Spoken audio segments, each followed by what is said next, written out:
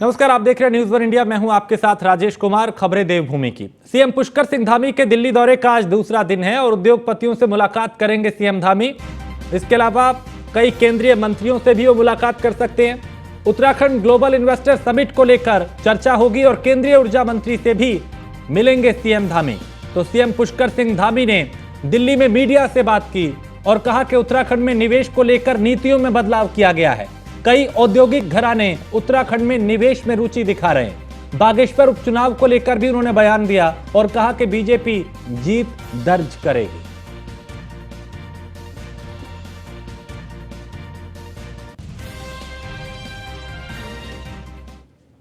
हमारे केंद्रीय मंत्रीगणों से उत्तराखंड के जो प्रस्ताव हैं, उत्तराखंड के संबंध में कुछ बिजली विभाग से संबंधित कुछ कार्य हैं, उन कार्यों के संबंध में अनुरोध करना है। और एक ग्लोबल इन्वेस्टर समिट हम लोग दिसंबर माह में उत्तराखंड में प्रस्तावित की है, उसके संबंध में भी चूँकि कुछ उद्योग समूह के लोगों के साथ अन्य जो हमारे ऐसे संगठन जो लगातार उद्योग के क्षेत्र में निवेशकों को विभिन्न क्षेत्रों में जाने के लिए प्रेरित करते हैं, उन सभी के साथ बैठक है। और उत्तराखंड चूँकि आज निवेशकों के लिए एक आकर्षक निवेश का स्थान बन गया है, वहाँ की हमने जो पॉलिसी है, इंडस्ट्री की पॉलिसी है, एमएसएमई पॉलिसी है, टूरिज्म पॉलिसी है, इन सभी पर हमने बहुत सारा विचार करने के बाद जो उसका सबसे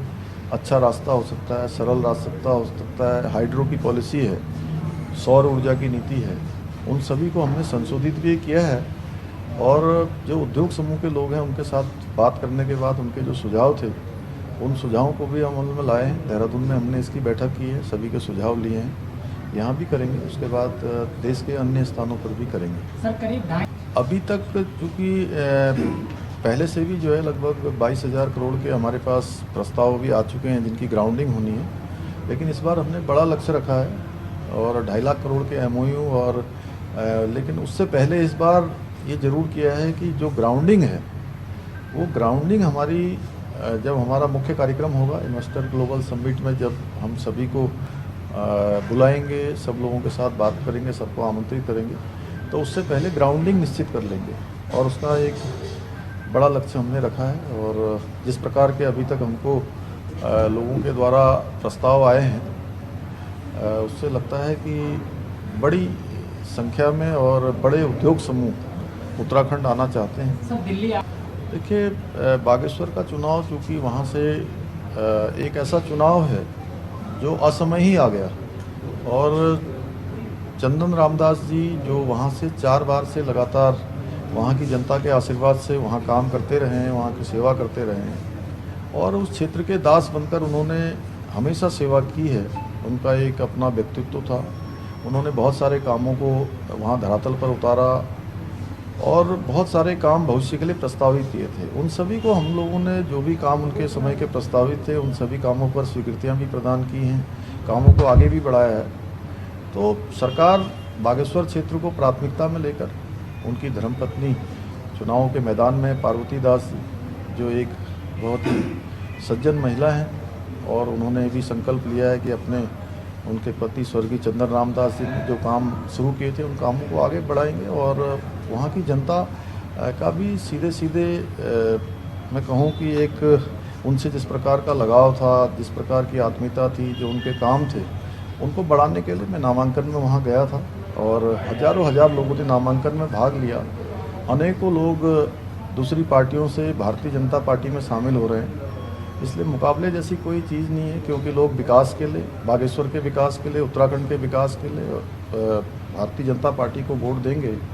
और जितने भी चुनाव हुए सभी चुनावों में जनता ने हमको आशीर्वाद दिया है, इस चुनाव में भी बड़ी जीत हमारी होगी। देखिए, इस वर्ष जो आपदा की स्थिति है वो बहुत ज़्यादा है और मानसून बहुत ज़्यादा सक्रिय रहा है, अतिवृष्टि हुई है, उसके कारण से जहाँ जन हानि भी हुई है, पशु हानि भी हुई है, ज़मीनों का नुकसान हुआ है, पुलों का नुकसान हुआ है, सड़कें पूरी की पूरी ख़राब हो गई हैं, मकान ध्वस्त हो गए हैं, अनेकों स्थानों पर फसलों का नुकसान हुआ है। तो केंद्र से हम लोगों ने अनुरोध किया था, केंद्र की टीम वहाँ आई है, वो सारा आकलन कर रही है। और अभी तो ये है कि चूँकि आपदा जितनी और दिल्ली से हमारे संवाददाता पीयूष तिवारी इस पे ज्यादा जानकारी के साथ हमारे साथ जुड़ चुके हैं। पीयूष, आज पुष्कर सिंह धामी के दिल्ली दौरे का दूसरा दिन है, क्या क्या हुआ, किन किन से मुलाकात हुई, आगे क्या क्या कार्यक्रम प्रस्तावित? बिल्कुल, अगर हम बात करें तो कल उत्तराखंड के मुख्यमंत्री पुष्कर सिंह धामी देर शाम दिल्ली पहुंचे थे और निश्चित रूप से उत्तराखंड के मुख्यमंत्री पुष्कर सिंह धामी का दिल्ली दौरा काफ़ी महत्वपूर्ण माना जा रहा है। इस बात को लेकर भी चूंकि तमाम केंद्रीय मंत्रियों से उनकी मुलाकात आज होने वाली है, चूंकि अभी फिलहाल वो एक निजी कार्यक्रम में गए हुए हैं और उस कार्यक्रम के खत्म होने के बाद संभवतः वो केंद्रीय ऊर्जा मंत्री के साथ मुलाकात करेंगे और ऊर्जा से जुड़ी हुई अगर हम बात करें, बिजली से जुड़ी हुई जो समस्याएँ उत्तराखंड में फिलहाल कहीं चल रही है, उसको लेकर कहीं ना कहीं उससे किस तरीके से उसका निराकरण किया जा सके, या यूं कहें कि उस सेक्टर में किस तरीके से और विकास किया जा सके, इन सब तमाम विषयों को लेकर कहीं ना कहीं ऊर्जा मंत्री से चर्चा होगी। इसके साथ ही कई महत्वपूर्ण जो परियोजनाएं हैं इस मंत्रालय से जुड़ी हुई, वो भी उत्तराखंड में चल रही है, उसको किस तरीके से रफ्तार दिया जा सके, इसको लेकर चर्चा कर सकते हैं। इसके साथ ही अगर हम बात करें तो अन्य केंद्रीय मंत्रियों से भी मुलाकात का समय कहीं ना कहीं मांगा गया है, या यूं कहें कि उनसे ही मुलाकात हो सकती है। सबसे बड़ी बात है कि उत्तराखंड में इन्वेस्टर समिट होने वाला है और इसको लेकर तमाम जो उद्योगपति हैं, हालांकि अभी नाम निकलकर सामने नहीं आया है कि किन किन उद्योगपतियों से उनकी मुलाकात होगी, लेकिन सीएम धामी ने सीधे तौर पे कहा कि तमाम उद्योगपतियों से उनकी मुलाकात दिल्ली में होगी और निश्चित रूप से ये कोशिश की जाएगी कि उत्तराखंड में जो इन्वेस्टर समिट हो रहा है उसमें 2.5 लाख जो करोड़ है उसका इन्वेस्टमेंट हो सके। इसके साथ ही सीएम धामी ने कहा कि उत्तराखंड में एक बेहतर माहौल है और तमाम उद्योगपति चाहते हैं कि वहाँ पे इन्वेस्ट करें। तो निश्चित रूप से उत्तराखंड के मुख्यमंत्री पुष्कर सिंह धामी का दिल्ली दौरा काफ़ी महत्वपूर्ण माना जा रहा है और चूंकि आज वो दिल्ली ही रहेंगे, संभवतः कल भी वो दिल्ली रहेंगे, इस दौरान ये भी कयास लगाया जा रहा है कि तमाम जो पार्टी के वरिष्ठ नेता हैं उनसे भी इनकी मुलाकात हो सकती है। लेकिन सबसे बड़ी जो कोशिश है वो यही रहने वाली है कि उत्तराखंड के विकास में चूंकि किस तरीके से इन्वेस्टर समिट जो होने जा रहा है उसमें ज़्यादा से ज़्यादा जो उद्योगपति हैं, जो उद्योग घराने हैं, उनके साथ एक समन्वय बनाया जा सके, एक बैठक की जा सके ताकि ज़्यादा से ज़्यादा लोग उसमें इन्वेस्ट करें इन्वेस्टर समिट के दौरान। और कहीं ना कहीं इस बात का जिक्र उत्तराखंड के मुख्यमंत्री पुष्कर सिंह धामी ने किया है। इसके साथ ही उन्होंने राहुल गांधी पर भी हमला बोला। उन्होंने कहा कि राहुल गांधी दोबारा अमेठी से चुनाव लड़ने के लिए कह रहे हैं, लेकिन मुझे लगता है कि इस बार वो कहीं ना कहीं गलती नहीं करेंगे वहां से चुनाव लड़ने की, क्योंकि जिस तरीके से स्मृति ईरानी ने राहुल गांधी को शिकस्त दी थी। तो निश्चित रूप से तमाम विषयों पर उत्तराखंड के मुख्यमंत्री पुष्कर सिंह धामी ने अपनी बात आज मीडिया से बातचीत करते हुए रखी है। लेकिन काफी महत्वपूर्ण जो दौरा इसलिए ही महत्वपूर्ण दौरा माना जा रहा है क्योंकि इन्वेस्टर समिट होने वाला है। सरकार ने बड़े लक्ष्य रखे हैं, हर सेक्टर में विकास के लिए लक्ष्य रखे गए हैं और निश्चित रूप से अगर हम बात करें तो तमाम केंद्रीय मंत्रियों से भी जब मुलाकात होगी तो उत्तराखंड में जो केंद्र सरकार की परियोजनाएं राज्य स्तर पर चल रही है उसमें किस तरीके से धार लाया जा सके, तेजी लाई जा सके, उसको लेकर कहीं ना कहीं उत्तराखंड के मुख्यमंत्री पुष्कर सिंह धामी चर्चा करते हुए नजर आएंगे। और सबसे अहम पीयूष यही बात होगी कि कैसे निवेशकों को आकर्षित किया जाए उत्तराखंड को लेकर, वहां की परिस्थितियों को लेकर एक भरोसा उद्योगपतियों को कैसे दिया जाए कि आप निवेश कीजिए, आपका निवेश जो है वो सुरक्षित रहेगा। कोशिश यही उनकी होगी और इसी के चलते आज कई उद्योगपतियों से भी वो मिलेंगे। बिल्कुल, अगर हम बात करें तो उत्तराखंड में जिस तरीके का माहौल बदला है, खासतौर पे सीएम धामी के आने के बाद से आपने देखा कि किस तरीके से वहाँ पे सुरक्षा व्यवस्था की गई और सबसे बड़ी बात है कि किसी भी तरीके से व्यापारियों में डर का माहौल नहीं है। लोग चाहते हैं कि जो इन्वेस्टमेंट हो वो कहीं ना कहीं उत्तराखंड में हो। जो बाहर के भी उद्योगपति हैं जो उत्तराखंड के नहीं हैं वो भी चाहते हैं कि वहाँ पर इन्वेस्टमेंट हो और इसी कड़ी में सरकार के लिए एक बड़ी चुनौती है कि किस तरीके से उद्योगपतियों के साथ एक संपर्क साधा जाए और कहीं ना कहीं ये कोशिश की जाए कि उत्तराखंड में जो माहौल है, जो बेहतर माहौल बनाया गया है इन कुछ सालों में सीएम धामी के आने के बाद से, उसके बारे में इन उद्योगपतियों को अवगत कराया जाए कि अगर आप यहाँ पे इन्वेस्टमेंट करते हैं तो आप सुचारू रूप से यहाँ पे अपनी भी बेहतरी कर सकते हैं, इसके साथ ही प्रदेश का भी बेहतरी होगा। तो इन्वेस्टर समिट जब होगा तो निश्चित रूप से तमाम उद्योगपति उसमें इन्वेस्ट करते हुए कहीं ना कहीं नजर आएंगे या यूं कहें कि एक रणनीति बनाते हुए भी नजर आएंगे। बहुत शुक्रिया पीयूष इस तमाम जानकारी के लिए। आगे बढ़ते हैं। कांग्रेस सांसद राहुल गांधी को लेकर सीएम धामी ने बड़ा बयान दिया और कहा कि अब राहुल दोबारा अमेठी से चुनाव लड़ने की गलती नहीं करेंगे। पिछली बार ही राहुल को अमेठी की जनता ने नकार दिया था। तो पुष्कर सिंह धामी ने राहुल गांधी पे भी कहीं ना कहीं निशाना साधा, क्योंकि कल ही अजय राय ने बयान दिया था कि अमेठी से वो चुनाव लड़ सकते हैं और उसके बाद अब पुष्कर सिंह धामी ने पलटवार किया कि पिछले चुनाव में ही अमेठी की जनता ने राहुल को सबक सिखा दिया था, अब दोबारा यहां आने की वो गलती नहीं करेंगे। पिछली बार भी चुनाव अमेठी से लड़े थे और उसका परिणाम देखा था, इसलिए मैं समझता हूं कि अब वो ऐसी गलती नहीं करेंगे। धन्यवाद। और मुख्यमंत्री पुष्कर सिंह धामी के दिल्ली दौरे पर कांग्रेस ने निशाना साधा है और प्रदेश कांग्रेस उपाध्यक्ष मथुरा दत्त जोशी ने मुख्यमंत्री धामी को इस दौरे को अपना निजी स्वार्थ बताया। उन्होंने कहा 5,000 करोड़ का जीएसटी नुकसान, प्रदेश की जनता के लिए आर्थिक पैकेज, बेरोजगारों के लिए बड़ा निवेश और अग्निपथ योजना में बदलाव लाते तो वो जनता और हमारे लिए प्रशंसनीय होता। मुख्यमंत्री दिल्ली दौड़ मुझे लगता है राज्य के कामों के लिए कम, अपने निजी स्वार्थों के लिए ज़्यादा है, निजी हितों को साधने के लिए ज़्यादा है। अच्छा होता मुख्यमंत्री जी दिल्ली जाते, 5,000 करोड़ जीएसटी का नुकसान हुआ है उसका कुछ हमको कंपनसेशन दिलवाते। राज्य के आर्थिक हालात चौपट हो चुके हैं, वित्त मंत्रालय से या प्रधानमंत्री से कुछ आर्थिक पैकेज हमको दिलवाते तो मैं समझता हूँ कुछ बातें बनती और कोई बड़ा उद्योग यहाँ पर आता ताकि हजारों लोगों को रोजगार मिलता। और सोनिया शर्मा ने बसपा से इस्तीफा दे दिया है। बीएसपी की प्रदेश महासचिव थी सोनिया शर्मा और सोनिया शर्मा ने बसपा पर गंभीर आरोप भी लगाए हैं। उन्होंने बीएसपी में गुटबाजी बताई है। उन्होंने कहा कि बीएसपी में गुटबाजी बहुत है और खानपुर विधायक उमेश शर्मा की पत्नी है सोनिया शर्मा। तो उन्होंने सोनिया शर्मा ने बीएसपी से इस्तीफा दे दिया है और कहा कि वहां गुटबाजी बहुत है। बीएसपी की प्रदेश महासचिव थी सोनिया शर्मा।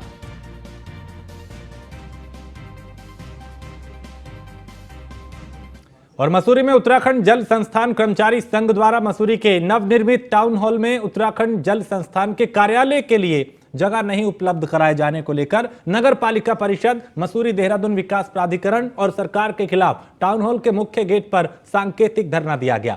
मसूरी के राजनीतिक और सामाजिक संस्थानों के पदाधिकारियों और कार्यकर्ताओं के साथ धरना देकर सरकार से जल्द मसूरी जल संस्थान के कार्यालय की जगह उपलब्ध कराने की मांग की है। कर्मचारियों का कहना है कि अगर 23 अगस्त से पहले कार्यालय के लिए जगह उपलब्ध नहीं कराई जाती तो 23 अगस्त को सभी विभागों के कर्मचारी सामूहिक अवकाश पर रहेंगे।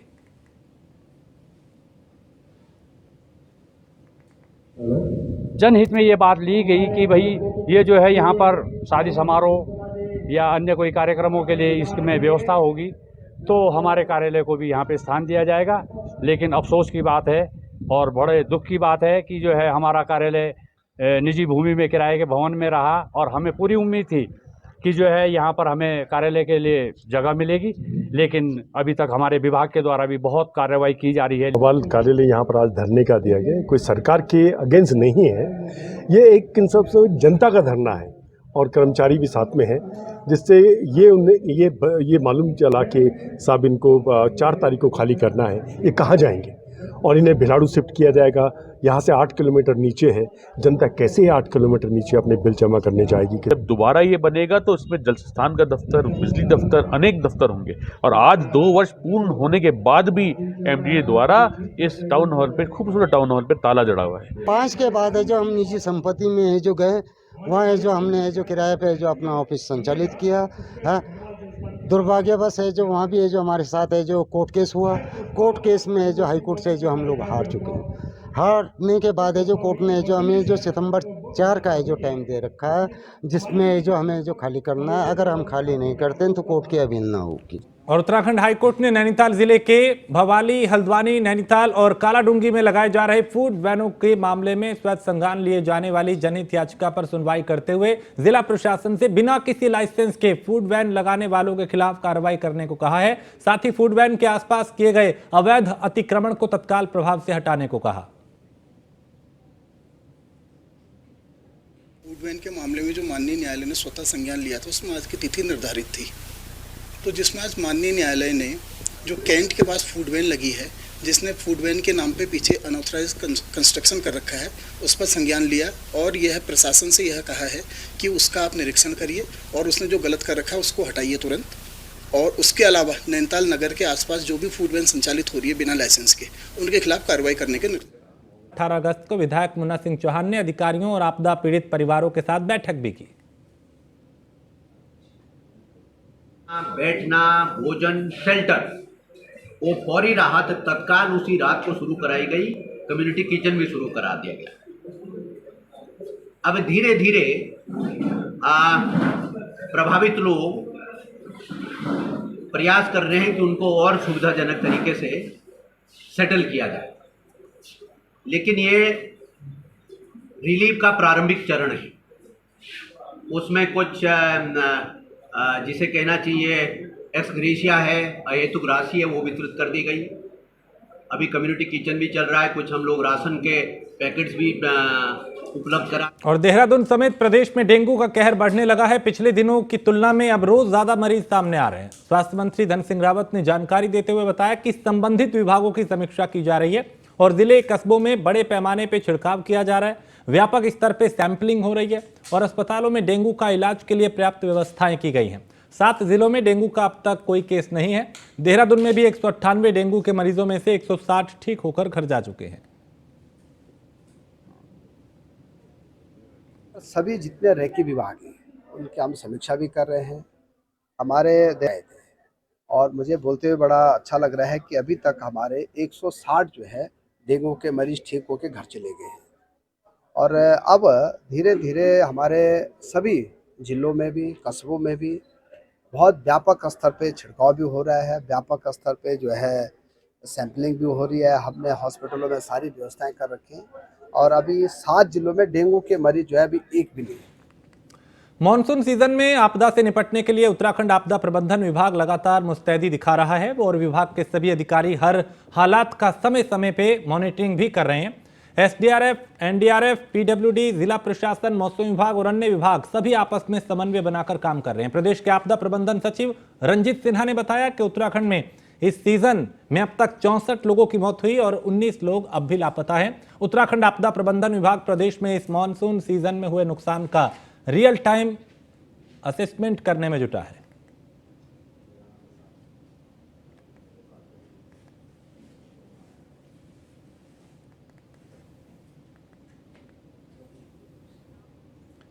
और उत्तराखंड में बड़े पैमाने पर जंगल काटे जा रहे हैं। चक्राता वन प्रभाग के कनासर रेंज में करीब 3 साल से संरक्षित प्रजाति के देवदार और कैल जैसे हरे पेड़ काटे जा रहे थे, लेकिन किसी को भनक तक नहीं लगी। वन विभाग की टीम ने छापेमारी कर लगभग 3000 देवदार और कैल के स्लीपर बरामद किए हैं। इस पूरे प्रकरण को लेकर प्रमुख वन संरक्षक अनूप मलिक की माने तो मामले में सख्त कार्रवाई की जाएगी। जो विभाग की मिली भगत होगी, जो कर्मचारी इसमें इन्वॉल्व होंगे, उनके खिलाफ बड़ी सख्ती से कार्रवाई की। उसमें जो मसूरी से टीमें और लगाई गई हैं, मसूरी पर वन प्रभाग से 2 रेंज अफसर्स की तैनाती की गई है वहाँ पर।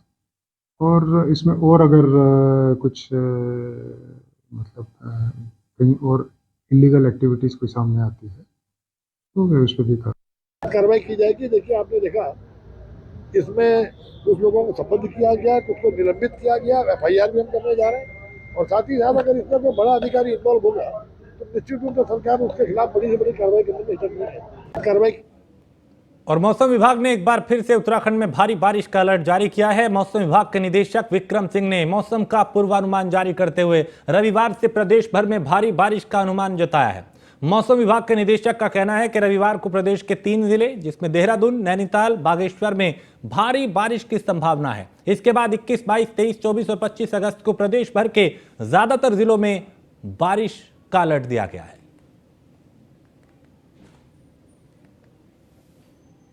बीच में 1-2 डिस्ट्रिक्ट रखे गए हैं, जैसे देहरादून है, नैनीताल है और इसके साथ साथ बागेश्वर डिस्ट्रिक्ट है। उनमें संभावना थोड़ी दिखती है कि हैवी रेन वहाँ एका दुक्का मिलेगी।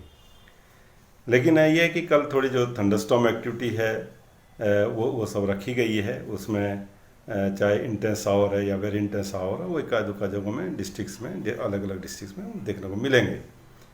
तो आप कल कह सकते हैं थोड़ी एक्टिविटी ज़्यादा रहेगी, पर आज जो है एक्टिविटी कमी है। 19 तारीख की अगर बात करते हैं, जब 21 तारीख में जा रहे हैं तो एक्टिविटी।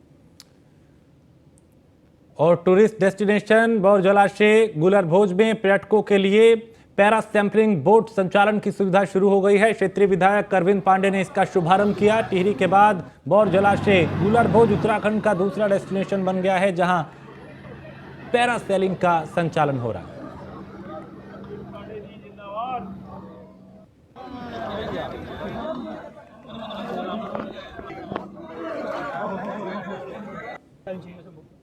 बिल्कुल पूरा इलाका आपके सपोर्ट में है, काम कीजिए हमारी शक्ति। तो क्षेत्रीय विधायक अरविंद पांडे ने इसका शुभारंभ किया और गूलर भोज में अब पैरा सैंपलिंग बोट की सुविधा शुरू हो चुकी है।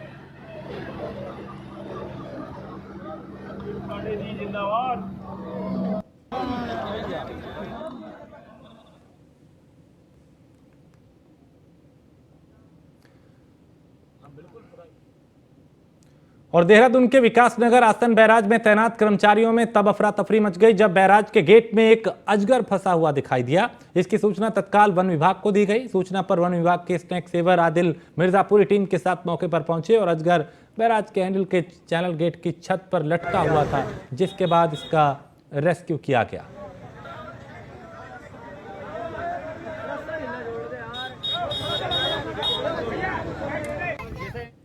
और इसी के साथ इस बुलेटिन में फिलहाल इतना ही। आप बने रहिए न्यूज़ 1 इंडिया के साथ।